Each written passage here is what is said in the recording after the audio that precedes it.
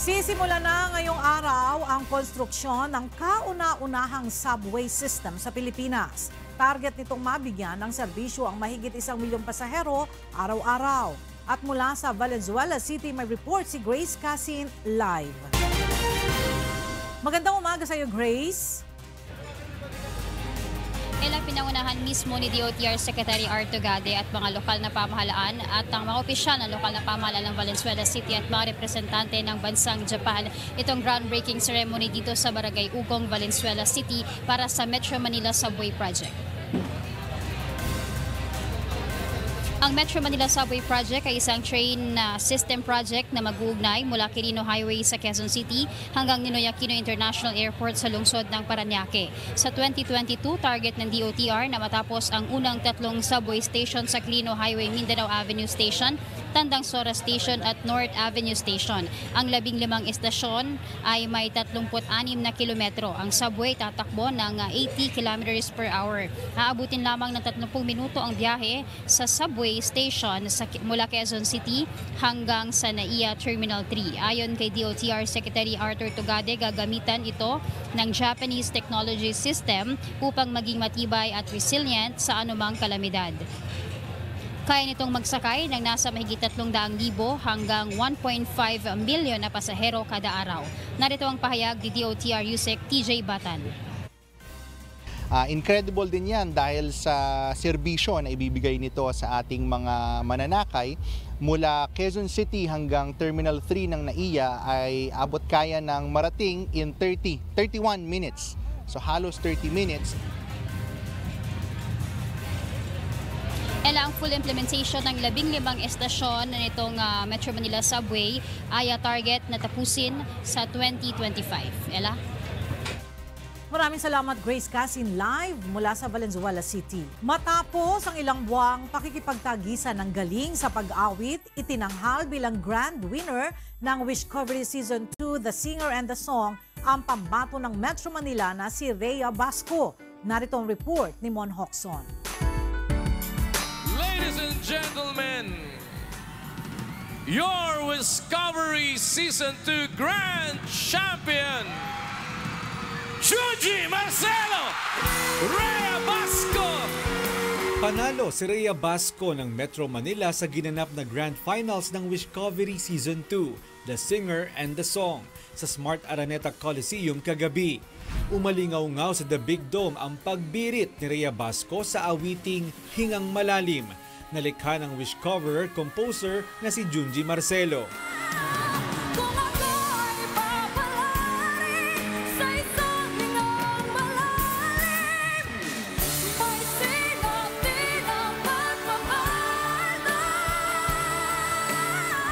Bagamat hindi bakas sa mukha ni Rhea, sobrang kaba ang naramdaman nito bago ang kanyang performance. Grabe po yung kaba ko before po ko kumanta. Tapos yung nafe-feel ko po nun actually is hindi naman parang competition to. Ang gusto ko lang po talaga is ma-interpret ko ng maayos yung song, ma-perform ko siya ng maayos, like hindi walang palpak and anything. Yun po yung nararamdaman. Pero before that, sobra po yung kaba ko kaya dasal po ko ng dasal. Maituturing na walang masyadong naging training si Rhea sa pagkanta dahil nahinto ito sa kanyang voice training noong bata pa siya. Hindi rin po talaga ako masyado sumasali na contest. Actually, ito po yung first na major contest na nasalihan ko na national. Kasi yung dati po, lagi lang sa school, ganon. Inamin ni Rhea na isa siyang avid fan ng Wish FM. Kung kaya't nang magkaroon ng Wishcovery audition sa kanilang lugar ay sumali siya. Marami anyang nakapansin sa kanyang talento, subalit nanatili siyang loyal sa Wish FM.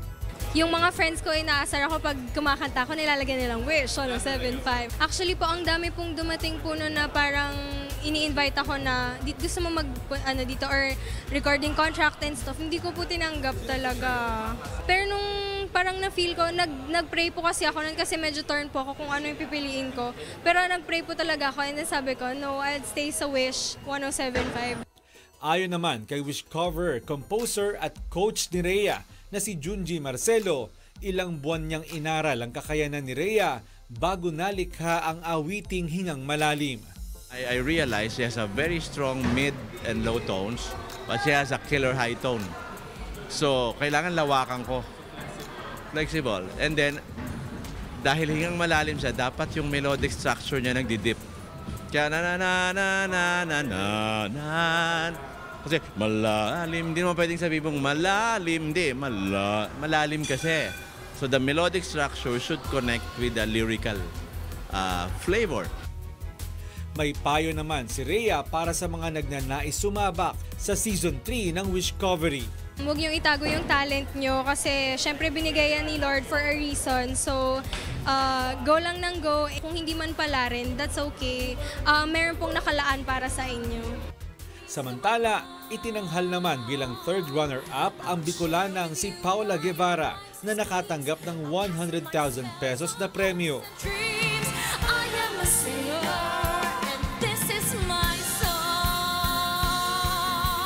Second runner-up naman ang pride ng North Luzon na si Jemmy Picardal na tubong Pangasinan na tumanggap ng 300,000 pesos. Hanggang dito na lang ba tayo?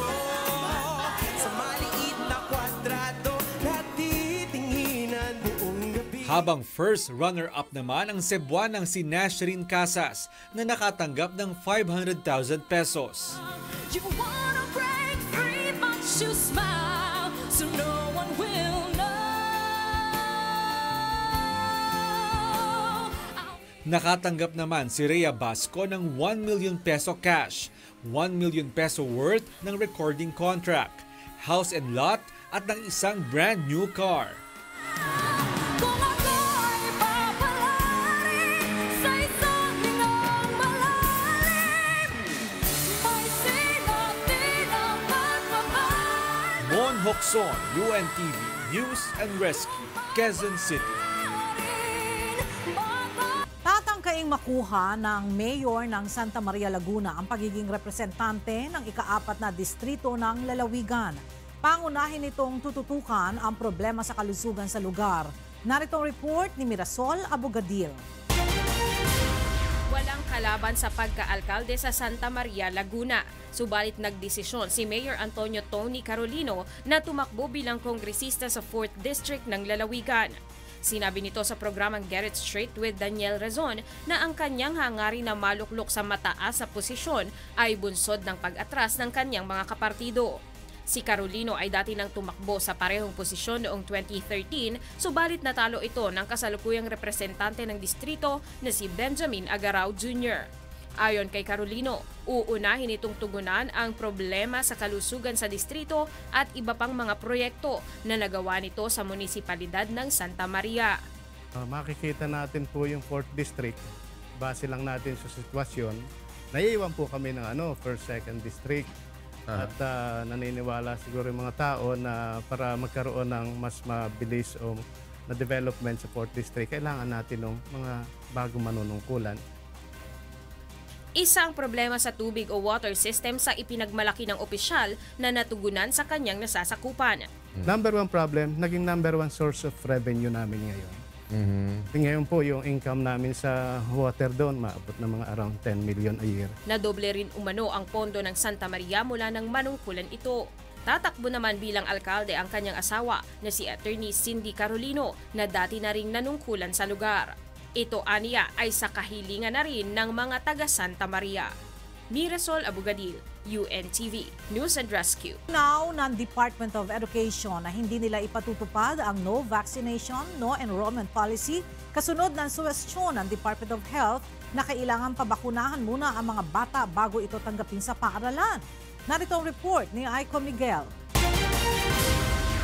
Labag sa saligang batas ang pigilan ng isang bata na makapag-aral. Ito ang pananaw ni Department of Education Undersecretary Ann Sevilla. Anya, hindi ipatutupad ng kagawaran ang no vaccination, no enrollment policy hanggat hindi ito lumulusot sa masusing pag-aaral ng kanilang pamunuan. Hindi anya sapat na dahilan na walang bakunang isang bata kaya hindi nila ito tatanggapin sa paaralan. There's a proposal, make a thorough study. However, we have to be careful for any move about this kasi one, there's a constitutional provision for free, basic, accessible quality education for all. Handa naman anya ang kagawaran na tulungan ang Department of Health upang mapabakunahan ang lahat ng kabataan sa mga paaralan. Ayon kay Undersecretary Sevilla, nagkasundo ang magkabilang panig na suyurin ang mga paaralan upang alamin kung sino pang mag-aaralang hindi pa nababakunahan ng kontratigdas. Magpapakalat anya ng consent at evaluation forms ang DepEd sa mga magulang upang alamin ang estado ng kanilang mga anak at kung papayag ba silang pabakunahan ang mga ito.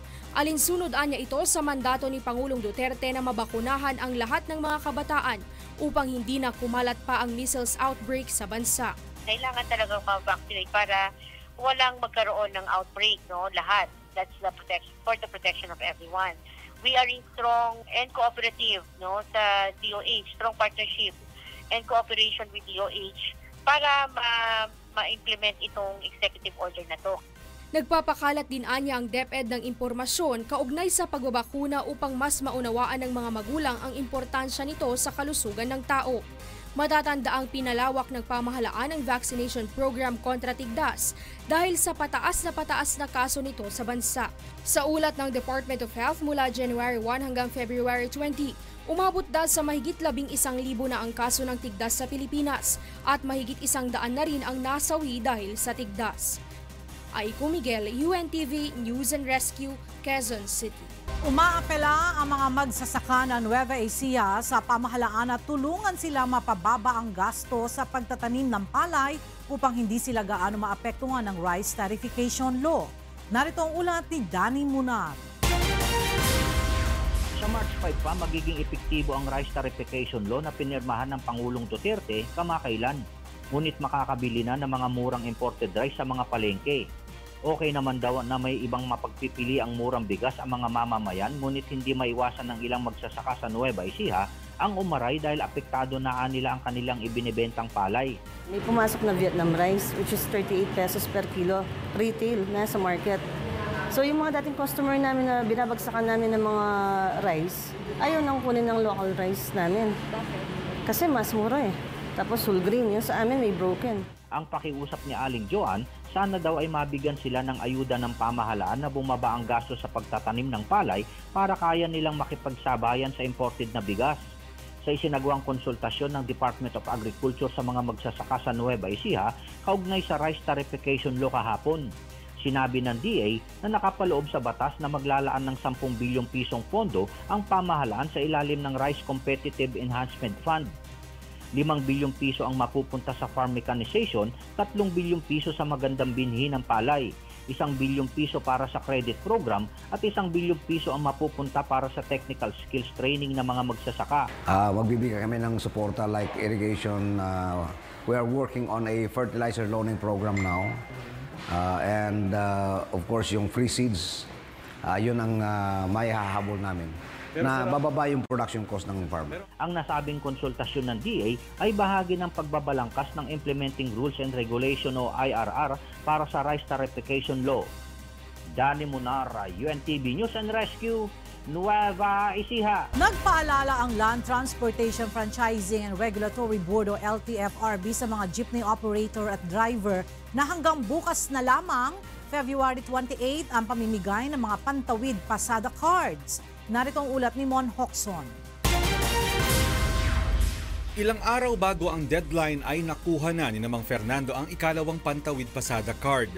Hanggang February 28 na lamang kasi ang pamimigay nito ng pamahalaan. 5,000 piso ang nakuha nila noong nakaraang taon at ngayon naman ay nakakuha sila ng 20,514 pesos. Sinamahan ni Mang Fernando ang kanyang driver na si Mang Julio upang kunin ang pantawid pasada card. Kay Mang Fernando kasi nakapangalan ng prangkisa ng jeep, pero si Mang Julio ang nagpapasada nito. Ani Mang Fernando, sa tingin niya ay dapat mabahaginan niya si Mang Julio sa makukuha niyang tulong mula sa pamahalaan. Ang nakalagay pantawid pasada. Sino ba namamasada? Operator o ang driver? Ganun lang ang logic niyan, brad eh. Hindi naman sa tinatanggihan ko o tinitira ko ang mga operator. Dapat ginawa nila at least 50-50 man lang. Hindi mapupunta sa operator lang. Operator, nakahiga lang yan eh. Ang driver, kakayod ng kayod yan eh. Para sa mga hindi makakakuha ng personal ang kanilang mga pantawid pasada cards, maaaring magpadala ng representative ang mga driver o operator.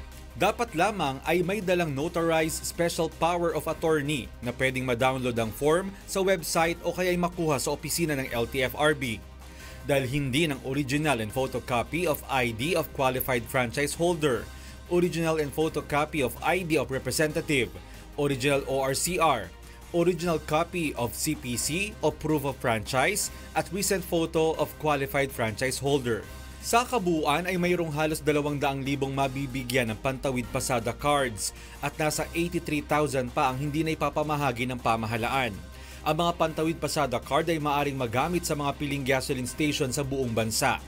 Para sa kompletong listahan ng mga mabibigyan ng fuel subsidy, maaaring bisitahin ang Facebook page ng LTFRB. Sinimulan itong ipamahagi ng pamahalaan noong nakaraang taon bilang ayuda sa mga jeepney driver at operator dahil sa pagtaas ng halaga ng langis. Mon Hokson, UNTV News and Rescue, Quezon City. Binuhay ng Philippine National Police ang kampanya laban sa mga dumaraming bilang ng sasakyang gumagamit ng wangwang. Narito ang ulat ni Leia Ilagan. Naglabas ng direktiba si PNP Chief Police Director General Oscar Albayalde na nagbabawal sa mga hindi otorisadong paggamit ng wangwang, sirena, blinker at iba pang maingay na devices. Ayon kay PNP spokesperson Police Senior Superintendent Bernard Banac, ipinag-utos na nito sa PNP Highway Patrol Group ang crackdown sa iligal na paggamit nito batay sa Presidential Decree 96. Aniya, nakasaad sa Presidential Decree 96 na tanging ang mga official vehicles lamang gaya ng Police Mobile Patrol, sasakyan ng sundalo, NBI, LTO, ambulansya at fire truck lamang ang maaaring gumamit ng blinker at wangwang. Muling ipinag-utos ng Chief PNP Police Director General Oscar David Albayalde ang malawakang pag-kumpiska, pag-aresto ng mga lahat ng mga gumagamit ng iligal na mga wangwang at mga siren. Pinapalala natin sa lahat ng mga sa publiko na ang paggamit nito ay para lamang sa mga otorisadong mga police cars, ambulances, fire trucks at mga kalimtulad ng mga sasakyan. Ayon kay Banac, bawal na gumamit ng wangwang sa mga campaign sorties at rallies ng mga kandidato. Aniya, may karampatang parusa ang sinumang lalabag sa naturang batas. Lahat po ng mga lumalabag sa Presidential Decree No. 96 ay ma-penalize ng cancellation o revocation ng kanilang certificate of registration ng kanilang mga sasakyan. Ang direktiba ng pinuno ng PNP ay nag-ugat sa mga reklamo na naglipanan na naman ang wangwang at blinker sa kalsada gamit ng mga politiko lalo na ngayong nalalapit na ang halalan. Leia Ilagan, UNTV News and Rescue, Campo Crame. Itinuro sa mga information officers at commanders ng militar sa isla ng Negros ang kahalagahan ng pagpapakalat ng impormasyon sa publiko. Mula sa Bacolod, nasa linya ng ating komunikasyon sila Lane Moreno, live. Yes, maayong udto Lane. Yes, Janice, maayong ugto, nagpaidalom sa duha ka adlaw nga Information Support Summit 2019 Isla Formacion Negros Island Leg ang mga commanders ag information officers ng 3rd Infantry Division. Iniagud matudloan ang mga soldado sa paghatag sang nagakaigo nga impormasyon kag pag-istorya sa publiko. This is part of strengthening the capability of the Army here in Negros. Talagang it's a team training. Sabay-sabay kami tinitrain as a brigade. Maingganyo man ang mga tawo nga hindi na mag-intra sa rebelde nga grupo kag makahibalo sa mga ginabuhat sang gobyerno tuhol sa kalinong. Kaparehos ang ginaobra nilang community support program, livelihood assistance kag accomplishments. Ilabi na gid ang pag-atake sa mga rebelde nga grupo ang dapat man may baluan sang mga tawo. Bangod sa maayo nga pakipag-istorya kag paglunsar sa mga community support program, yara saan makagatos sa mga supporters sang NPA ang nagsumpa nga magasuporta sila sa proyekto sang gobyerno. Nang sa gano'n na mabigyan ng kaalaman, ng tamang skills para mas makapag-communicate sila doon sa ating mga stakeholders. Kailangan ma-propagate sa kanila ano ba yung programa ng gobyerno para at least ma-realize nila na mayroon palang gobyerno na handang tumulong sa kanila. Gani irregular na nga magalunsar sang mga amusuni nga klase sa training sa mga soldado, agud maanad ang mga ini sa paghatag sang madasig nga impormasyon. Ang inaang balita halin diri sa Negros Occidental, balik sa imo Janice. Maraming salamat, Lalaine Moreno. Nagsimula na ang serye ng mga aktibidad na isinasagawa ng mga estudyante at kanilang mga magulang at guro sa La Verdad Christian College sa Apalit. Ito ay bilang bahagi ng pagdiriwang ng ika-20 anibersaryo ng pagkakatatag ng natatanging public service school sa bansa. Nagbabalik si Mirasol Abogadir. Tatak na ng La Verdad Christian College ang paghubog sa mga kabataan sa mabubuting asal upang magkaroon ang mga ito ng magandang kinabukasan. Layunin din ng paaralan na matulungan ang mga kabataang mahihirap ngunit porsigidong mag-aral. At ngayong buwan ay ipinagdiriwang ng La Verdad Christian College sa Apalit, Pampanga ang ika-20 anibersaryo nito na may temang 2 decades of molding individuals, sealers of good works through free quality education. Sa unang araw kahapon ng pagdiriwang ay nagsagawa ng family run ang eskwelahan na proyekto ng PTA o Parent Teachers Association. Ayon sa presidente ng PTA ng LVCC, layunin nila na makalikom ng pondo mula sa proyekto para makatulong sa ginagawang kawang-gawa ng eskwelahan para sa mga kabataan na walang kakayahang mag-aral. Paliwanag ng mga magulang, kumpleto ang naipundar ng founding chairman ng eskwelahan na si Brother Eli Soriano at ang presidente nito na si Dr. Daniel Razon. Meron po kami dapat idagdag na parang amenities na lang eh. Kasi nga po ang totoo niyan, kumpleto na. At hindi naman po talaga na kahit pasaring or what, hindi man nagpapasabi ang eskwelahan, ang admin na tulong kayo. Walang ganon. Utang na loob po na lang namin na dahil libre nga po kami dito eh. Libre po ang mga estudyante rito. Family bonding na rin ito na kung saan ay naging masaya ang mga anak at mga magulang. Matakbo yung mga bata kasama yung mga magulang nila. Tapos makikita mo din yung mga teachers nandoon. Meron talagang cooperation with the teachers and the parents dito sa La Verdad. At tulungan kami, tulong-tulungan. Napakaganda ito para sa mga bata dahil una-una para maturuan natin sila ng tamang mga paggawa araw-araw ba. And then kung ito ay sa school, banding na rin ito ng mga magpapamilya. Kung nakikita nyo dito sa likod, andyan ang mga magulang, yung mga bata, masaya sila. Para paminsan-minsan, magkakasama, ganon. Na-enjoy yung school ni baby. Masaya po. Happy? Happy family run. Enjoy po yung mga bata, kahit maaga pong gumising. Masaya. At least nakakabanding yung mga bata. Ganun. Bukod sa fun run ay mayroon ding bazaar, career guidance, Pinoy games, film showing, music festival, art exhibit, live concert at charitable works tulad ng bloodletting. Aabot sa mahigit 2,000 kabataan ng scholar ngayon ng LVCC. Ang La Verdad School ay itinatag para sa mga bata na walang kakayahan na tustusan ang kanilang pag-aaral. Magtatagal ang selebrasyon hanggang sa Huwebes. Mirasol Abogadil, UNTV, News and Rescue. Sinimulan na ngayong araw ang enforcement operation ng Interagency Council for Traffic sa Davao City. Nasa linya ng ating komunikasyon si Marisol Montaño para sa detalye ng ulat na yan. Mayong udto, Marisol.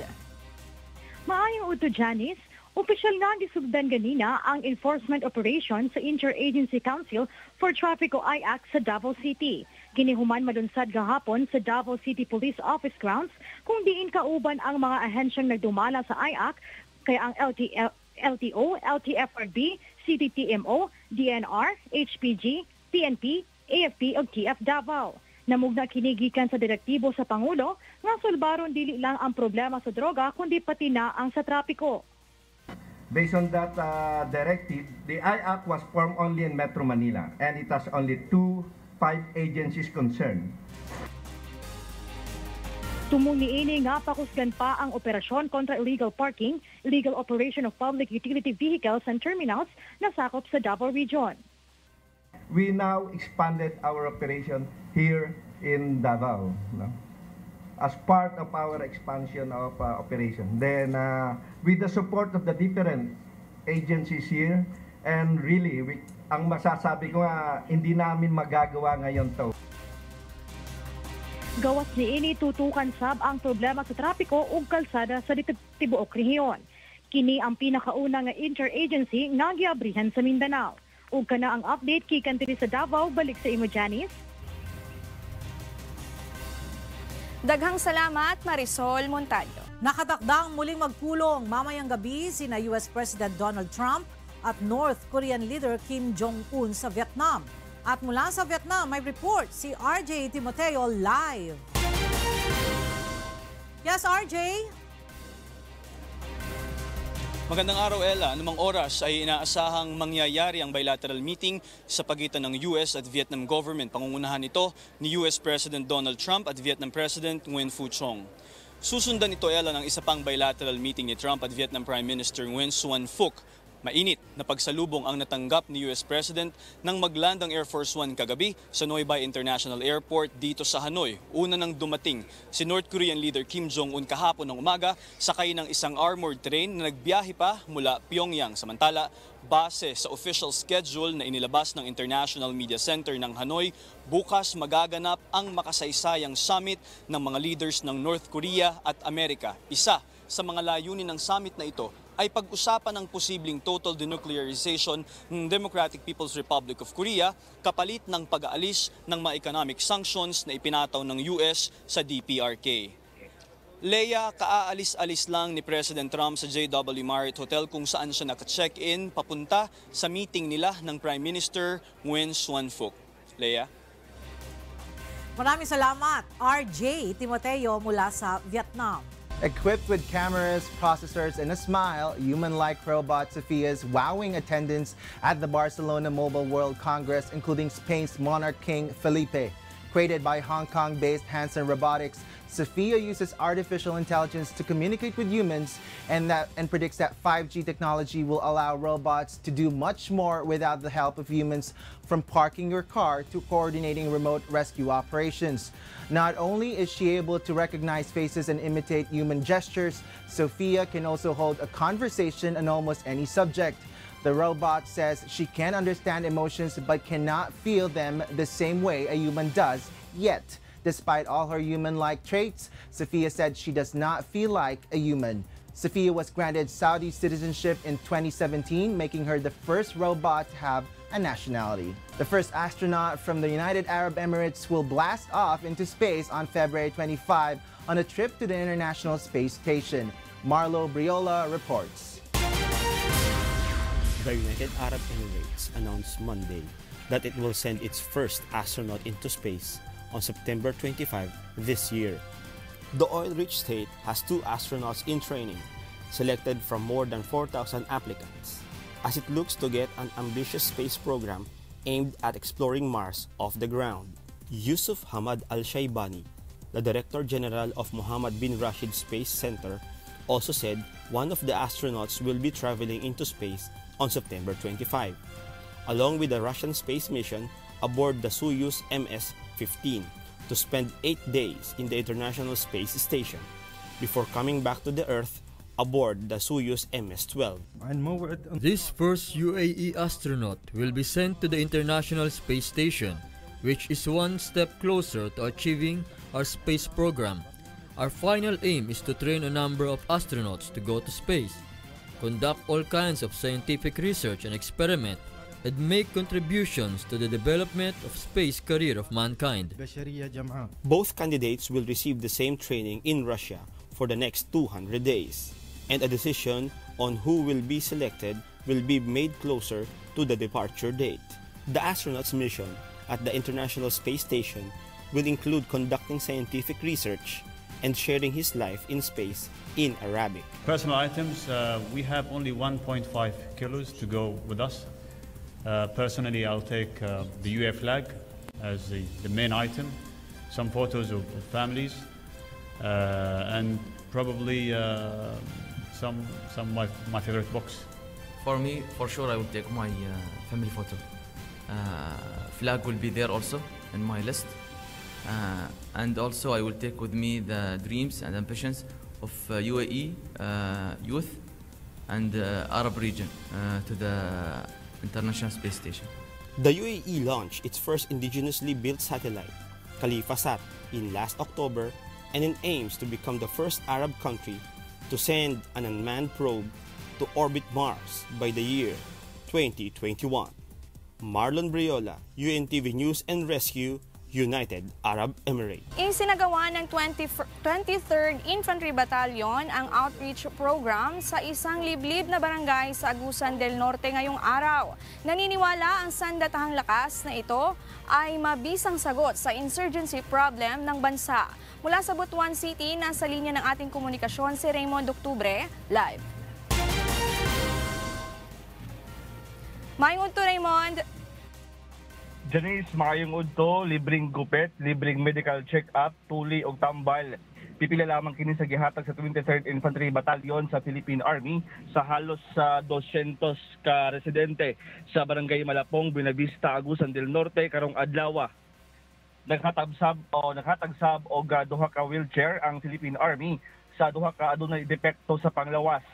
Janice, sumalak ang Lieutenant Colonel Francisco Molina Jr., ang battalion commander sa 23rd Infantry Battalion. Napili nilang sa Barangay Malapong himuon ang outreach program gumikan sa ilang mga nadawat na report nga adunay aktibidad ang New People's Army sa lugar. Matod pa ni Molina, importante ang pagpahigayon og public services sa mga NPA infiltrated barangay. Gumikan ang hinungdan matod pa kung anong adunay gihapoy mo apil sa kalihok ang NPA tungod sa kapakya sa gobyerno nga mahatag sa tawo ang ilang mga nagunang panginahanglanon sama na lamang sa tambal o pagkaon. Janice, dili lang kuno pusil kung gera ang tubag sa insurgency problem sa nasod, kung dili ang paghatag sa mga solusyon sa mga nagunang problema sa tawo. Ang outreach program sa 23rd IB karong adlaw kansang kalabot sa ilang ika-36 nga founding anniversary sa Marso 1. Janice. Daghang salamat, Raymond Octubre.